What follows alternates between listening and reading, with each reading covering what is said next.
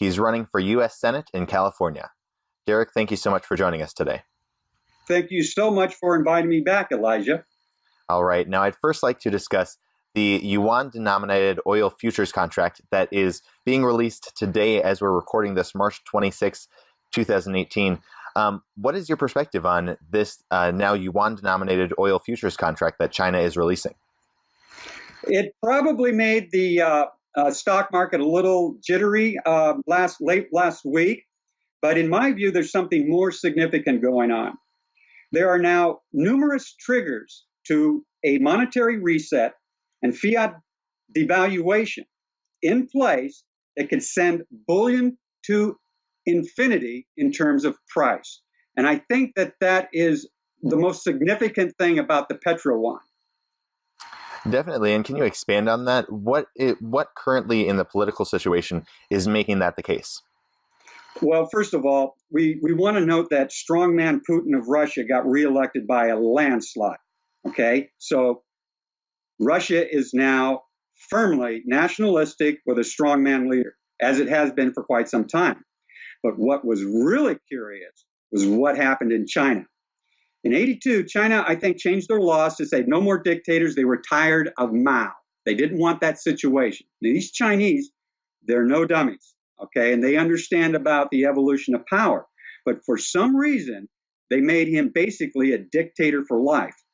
And I sit back and I say, why would they do that? Because typically the Chinese leaders, after they step down, they stay in the background and help things. And my guess is that they perceive tremendous instability in markets and in their country. They want to have a leader who is in firm control and who has a very good relation with both Trump and Putin. And we have to take a look at that. Domestically, Trump has right now, I think, 18,500 sealed indictments good to go. He just signed off on the omnibus. He is now consolidating power within the White House. He's cleaning up the FBI, the DOJ, and the CIA, getting the deep staters out of there. Of course, eventually he'll have to go after the Senior Executive Service, the SES, and the Federal Reserve. These are the two main ways in which the globalists penetrate and corrupt the federal government. So Trump is consolidating power. With the omnibus discretionary spending, he could very easily build his wall in a heartbeat. When those 18,500 sealed indictments go out, he's going to take down a lot of Democrat operatives. He's going to do two things concurrently. He's going to rally his American first base in building that wall, and he will obliterate the Democrats, in my view, which means that come 2020, he's looking at a supermajority. That is a very strongman position within the United States. Now, and so what's happening here is we've got China, Russia, and the U.S. kind of coming together as strong nationalistic forces. But the next question is, why? And if I may, Elijah, may I go into the bullion aspect of a potential monetary reset? Definitely. Yes. We all know that China and Russia have been buying gold hand over fist. Right. Russia is going to monetize silver. They're actually going to produce a silver coin and sit there and say, why would they do this? Think back to the instability in China. Think back about the globalists and the central bankers being basically tied to the hip. Now, I want you to connect another dot. You may recall, I don't know, I think it was about a month and a half ago, Treasury Secretary Mnuchin showed up at Fort Knox, and he comes out waving a gold bar. I think Trump is a little smarter than the average bear. I suspect that Trump, in fulfilling a campaign promise about auditing the Fed, he verified first for himself that the U.S. 8,000-ton gold hoard was there. He would not have sent Mnuchin to Knox to wave a gold bar unless he was confident that that gold was there. So I have to apologize for the GATA folks. I think you're wrong. I think they really do have the gold there. So what we have now is China hoarding gold, Petro yuan. We've got Russia hoarding gold, monetizing silver, and we have an indirect verification that the U.S. gold hoard is there. And so now what we have are three strongly nationalist countries with strongman leaders, and Trump is a bold leader. Trust me on this. And that ties into for what purpose? Now we have to think about Kai in Florida, China and Trump coming out smiling. All of a sudden now North Korea coming to the peace table. Okay. I'm not a big believer in coincidence, but I try to connect the dots from outside of it. Trump goes to China and he practically gets a hero's welcome in Beijing. I mean, an honor bestowed upon a foreign leader that's unheard of into the sacred city. I mean, that was huge. And I'm sitting absolutely floored saying, what's going on here? So I then think in terms of the three nationalists back with bullion going up against the fiat central bankers, the EU, and the New World Order. Now we have to talk in terms of how does he take down the central bankers and their fiat money and the money that is used to buy influence. And so I look at how can they possibly do that, okay? And if you would like me to continue, Elijah, I can discuss the triggers that I think are now pending. Right, because some of those triggers, if you wanted to expand on just a couple of them, the trade war that's going on right now, as you talk about Russia trying to institute silver into their monetary system and Fed interest rates increasing. Can you expand a little bit on those? Well, the monetization of silver to me is a defensive preparation in advance of a fiat currency meltdown, okay, to be prepared. Now, I believe that there are right now 7 potential triggers to a fiat meltdown, and they are the trade wars, interest rates, federal deficits, the Petrodollar yuan, treasuries and forex reserves, a Fed audit, and a derivative contagion. Those are 7. They're all heavy. They're all are significant, and Trump, Putin, and Kai could trip any one of them and just crash the global fiat system. Okay. Now, I think, would you like me to first talk about the trade war?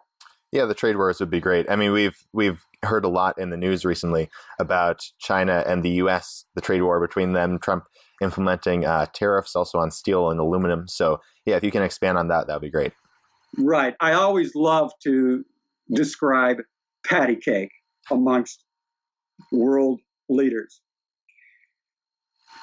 Trump fired off the steel aluminum tariff. Now, you don't do that with the guy who gives you the greatest honor possible from China, okay? These guys already knew what was going down, okay? Now, China, if you understand Eastern culture, they have to save face. So they have to come back and retaliate to save face, okay? That's given. And so I think they put a tariff on U.S. garbage imports or something like that. Okay, so there's a little patty cake going on, and it's kissy and it's really nice. Then China is going to send over its delegation and try to end the Cold War, the trade war. So they set the stage for it, but it ain't going full on, not yet. They're going to trigger it when they want to trigger it for their purposes. Again, think back, EU, New World Order, globalists. So we have China pushing the strings on NOCO. You know, all indications is that there's going to be a peace deal, monumental peace deal come May. And I anticipate seeing of North Korea and Putin shaking hands, and U.S. pulling their troops out of South Korea. The peninsula unified after what, 60 years? I mean, this is huge stuff. And I think it's because Trump is a strategic player. He gets back and he starts moving in advance before things comes out. You know, when he entered the White House, it was a rat's nest with all of these deep staters who were bound and determined to corrupt and push the globalist agenda. And he is slowly taking them out. That Inspector General report, which I don't think has been disclosed yet, has given him the ammunition. And he's taken them out one by one. He just recently appointed Bolton, who I consider the junkyard dog in the NSA, and he will go at deep staters and leakers big time. And Trump will keep them on a leash. Trump is not interested in war. Those who are worried about Bolton being at that position, I think don't see what is really happening. Bolton will be a Trump loyalist, and he will clean house for Trump to make sure that everybody's on the same team. So I see Trump moving to consolidate power, sweep in 2020, super majorities in both houses, okay, and with that, and in connection with Kai and Putin, take down the global bankers. Are they going to do it now? I don't know. I can't tell you. Are they going to do it this summer? I don't know. But any one of these triggers, trade war, interest rates, you know, they've already indicated they're going to be raising them 3 times this year. Federal deficits make the markets really shaky. They could collapse in a heartbeat because it's really been puffed up by easy money. You know, we could have a situation where fiat's collapsing in a Weimar Republic scenario where the stock market actually goes up exponential, but in value, it dives and it tanks. And of course, China and as well as Russia are sitting there with a large amount of treasuries. And Trump could give them the call and say, okay, dump them now. Okay, he's got Muchin online to get that easy money out there. He's got Powell online to all of a sudden bring those interest rates. I mean, he can play it a lot of different ways. Another thing is this Fed audit. Now, my suspicion is that there's about 21 trillion in dark pool money that the Fed and the Exchange Stabilization Fund has been using to rig our markets, bail out the EU banks. You might remember TARP. You might remember Rumsfeld coming out and saying, where did my 1.6 trillion million go? I mean, how do you lose 1.6 trillion million, dollars? I mean, you don't, okay? And then all of a sudden they shut him up. He said, look, we got to maintain the system and all of that. Now, Deutsche Bank, watch Deutsche Bank's stock, okay? I think they are insolvent. They're sitting at the precipice. If they go, $1,000 trillion of derivatives blow up, and all the central banks and big banks go down in a heartbeat. So these 3 amigos, Putin, Kai, Trump, they're dealing with 7 aces, okay? And I think that the New World Order and the globalists are totally outmatched. I believe the 3 amigos are holding all the cards, and it's timing. When are they going to do it? I can't tell you that. But this summer looks really scary, and I'm thinking in terms of them expanding Gitmo. They put the U.S. Marine Corps on alert. They got 18,500 SEAL indictments, and a lot of these are going to be Democrats perp-walked for corruption. So I think the stage is set. And so I would ask your viewers, heads up. Summer could be really, really dicey. Now, with respect to when we go back to this monetary system that is based on bullion, what do you see happening to the prices of precious metals? Oh, they go infinite. I mean, the dollar goes to zero. It goes off the boards. And, 1 divided by 0 is infinity. Okay. Now, again, there would be weeks maybe a couple of months involved. When it goes down, it'll go down. It'll go down hard. And so, and this all gets back to my strategies for eliminating the national debt, and it does have to do with trashing the fiat currency as a means to implement a debt jubilee, so as to eliminate the national debt, all of our state debts, okay, and a great deal of private debts. In other words, it's a debt jubilee based upon the destruction of the fiat dollar. Now, with respect to like the average person, what happens to them and their savings? It seems like this just completely wipes the slate clean.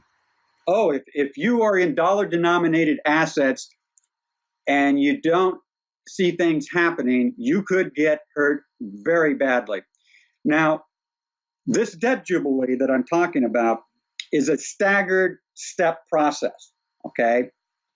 And if it hits you in your asset class at the time implemented, you could get totally wiped out. Now, the last time we talked, Elijah, I talked in terms of what the little guy could do. If you may, I'd like to talk to the millennials for a second, if you don't mind. Sure. Yeah. Us older guys, we've already lived our good years. It ain't about me. It's about them. It's about those guys in their 20s. Job market ain't there with high-paying wages. Home prices are totally out of sight. I mean, what hope do they have to buy a home, start a family, and live the American dream? And so I'm sitting there and I'm thinking, what can they do? Well, back in the Depression time, okay, things got pretty dicey. 5 ounces of gold bought you a brand new home. And so I'd sit there and I'd say to those millennials, maybe they have a job, maybe they save some money. And I'd sit there and I'd say, things could get really dicey really quick. If you can afford it, call up those SD bullion guys. They're good, honest people. They give you a fair price. Pick up either, say, 5 gold coins or a monster box of silver. Tuck it away. I mean, gold is easier to store.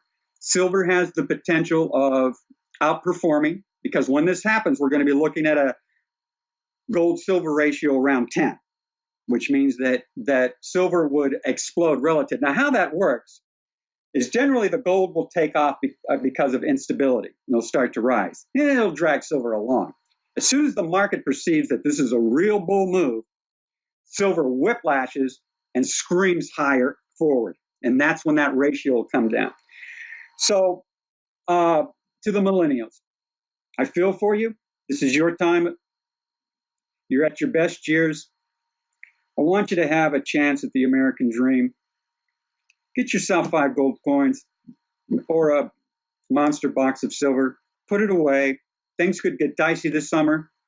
And at the end of the day, you too can live the American dream. Now, before we let you go, Derek, I was interested in just kind of segueing into a slightly different topic.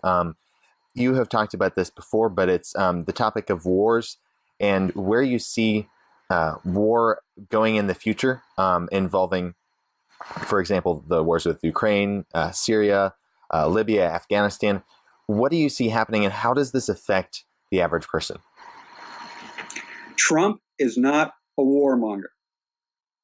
Blessed is the peacemaker. There's a lot of posturing in terms of Trump making his military strong, and Russia with their high-speed missiles, and China with their fighters. It's posturing, okay? All three want to have a strong defense, but none of them want to use it.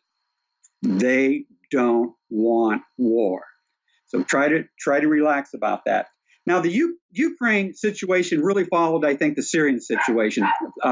This is all driven by the globalizers. They feed on chaos and war.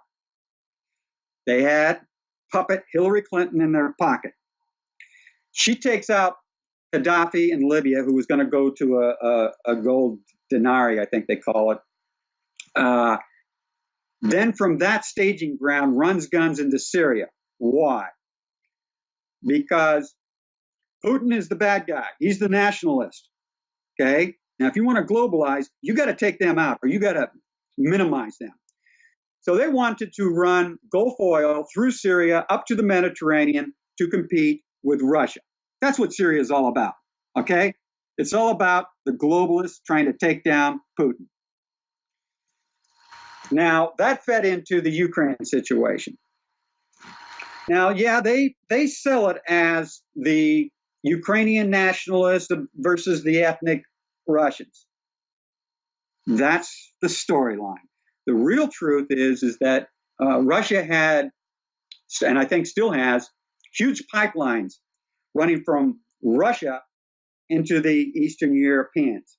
If they could turn Ukraine, they could knock out that oil. And that's why Russia, protecting itself, going through the South Stream through Turkey. And they also have the North Stream into Germany through the Baltic Sea. So Putin is seeing what's happening. I mean, after the Cold Deal, it was basically, okay, here's Russia, there's Western Europe. Let's keep Eastern Europe neutral. That was basically the peace agreement. Warmonger Hillary Rodham Clinton sold herself out to the devils, the globalists, and went in there and caused war. I mean, did you ever hear once say, we should respect democracy principles and not out the duly elected president at gunpoint? We should have a civil impeachment trial because we believe in democracy.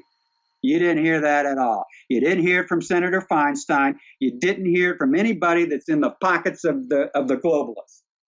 They were after Russia. Now, I suspect what happened is that Ukraine made an effort to during the election campaign there. I'm talking about the Eastern Ukrainian, the one that was out of. And he says, well, yeah, maybe joining the European Union would be good for our business. And Putin, backdoors comes in and says, hey, let me offer you a better deal. And the Eastern Ukrainian president says, we're going to get cheap gas from Russia. That's going to help our economy. They're close. We got no dog in the hunt. Yeah, sure. Let's stay with Russia. That didn't fly. He was out in a minute, and that's Hillary Rodham Clinton. And what happened was a fiasco, civil war, death, destruction. I mean, I'm just appalled at it. Obama running in Panzer tanks into Poland, threatening nuclear war. But Putin comes back, counter threats. Takes Crimea, and that is part of Russian culture. I've been there 10 times. I understand their mentality. They are territorialists. I mean, you give them a chance to snatch some property, they're going to do it. That's, that culture goes all the way back to Peter the Great. So you got to understand the Russians. And Hillary Rodham Clinton just basically gave Putin Crimea on a silver platter. I mean, you talk about an absolute blunder. Why? Because she was getting loads of money through her crime syndicate called the Charity Foundation. She's getting rich, billions of dollars. I mean, as far as I can tell. Now, again, you have to understand, I am not in the back rooms. They don't invite me to their secret little meetings. So I can only give you all my best guess in connecting the dots. So I can't really confirm any of this. It's just that, I've been studying it hard for 20 years. This is my conclusion. Consider it for what it's worth. It's just one man's opinion. I could be right. Now, so that's basically your Libya, Syria, Ukraine wars. Afghanistan, that is purely a banker's play to launder drug money and feed off addicting people around the world. Okay. Yeah, there's a little bit of the Shia-Sunni competition going on in there. The Shia would love to take over the drug trade for the money, of course. They're not going to tell you this, but that's the story of Afghanistan. Now, Yemen is pretty interesting. We must remember that the Arabian Peninsula, it's I believe, a contiguous landmass having the same strata. and there's a lot of oil in Saudi Arabia. That suggests that there should also be a lot of oil in Yemen. That has not been confirmed. I suspect that it's being considered quietly under the table, but it's also on its surface a very typical Shia-Sunni contest. And you've got the Iranians basically supporting the, I think they call them the Duty and the Saudis with the nationalists there. And so that's kind of a proxy war. If someone's going to defend their civil liberties, I don't have problems arming them. Last thing I want to see is the U.S. actively engaged, going in there and killing people and blowing it up. I mean, we're a better people than causing wars and death and destruction. I'd like to see, the complete ban on droning. I mean, unless they've got clear-cut intel that there's a threat to the United States, I'd like to see it. I don't think that Trump is a warmonger. I think he really wants to create peace around the world and make America great. Now, I'm a libertarian, but I'm also an objective individual. And I'm going to give, someone their due respect. Trump's, he's cut some taxes. He's deregulated. He's got us out of the TPP and the Paris Accord. These are kinds of things that us libertarians like. I don't really am excited about him building a wall and scarring our land here in California. So I don't agree with everything that he wants to do. These immigrants hiding in the shadows, I got a lot of sympathy for him. I don't want to see him getting brutalized. So I don't agree with Trump 100% or the American First hardcore right people, but let's give credit where credit is due. And I think Trump is doing a pretty good job. All right. Well, Derek Michael Reed, thank you so much for joining us today. Before we let you go, did you want to share with the viewers any last thoughts you had and where they can find you online? Sure. I am a Christian, and I prefer living very, very poor.